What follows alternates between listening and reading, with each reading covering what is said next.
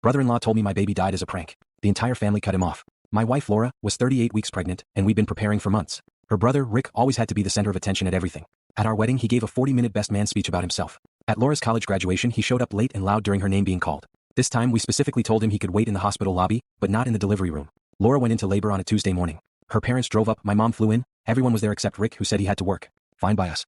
Laura's labor was progressing slowly, and I hadn't slept in 30 hours. The nurses kept saying it would be soon, but soon turned into 20 hours. I stepped out to get coffee from the machine down the hall, maybe gone for 3 minutes. When I came back, Rick was standing by the nurse's station. He saw me and his face went completely serious. He put his hand on my shoulder and said, "The baby didn't make it." He said there were complications, that they tried everything that Laura was asking for me. I dropped everything and ran to the room. Laura was fine, confused why I was sobbing. The baby was fine, heart rate normal, everything progressing normally. Rick walked in behind me laughing so hard he was crying. He said I should have seen my face, that he got me good, that this would be the best story to tell at the kids' birthday parties. The nurses were horrified. Laura's parents stood there in complete shock. My mom asked him what was wrong with him. Rick said everyone was being too serious and he was just lightening the mood.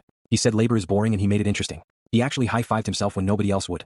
Laura told him to get out. He said she didn't mean it, that pregnancy hormones were making her emotional. The head nurse called security. Rick started arguing that he was family and had a right to be there. Security escorted him out while he yelled about how nobody could take a joke anymore. 2 hours later, our daughter was born, healthy and perfect. Rick started blowing up everyone's phones, asking for pictures, asking when he could meet his niece. Nobody responded. He showed up at the hospital the next day with a giant teddy bear. Nurses wouldn't let him up.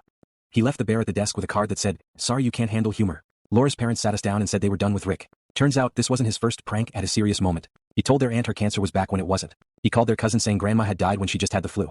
He convinced their other sister's kid they were adopted. They'd been making excuses for him for 35 years. Laura's mom called every family member and told them what Rick did. The family group chat exploded. Rick tried defending himself, saying comedy is subjective, that dark humor is valid, that we were all being soft. His own wife, Lindsay, messaged separately, saying she was horrified and apologizing. She mentioned Rick had been practicing this prank for weeks, planning exactly how he'd deliver the news for maximum impact. He even looked up what doctors say when babies die so he could make it realistic. That detail sent Laura's dad over the edge. He drove to Rick's house and told him he was no longer welcome at any family events. Rick laughed and said he'd see about that when the holidays came around.